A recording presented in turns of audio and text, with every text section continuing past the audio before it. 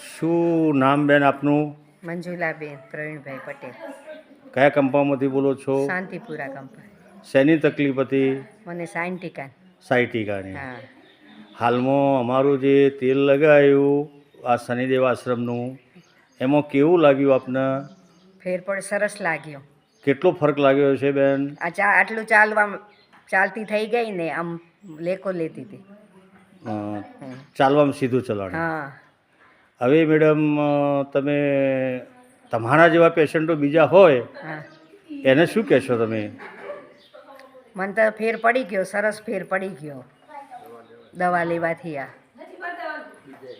કસરત કરવાથી ને દવા લેવાથી. બરાબર. હા. સારું, એ પ્રમાણે એક્સરસાઇઝ જે બતાવી છે હા. એ પ્રમાણે કરજો હા.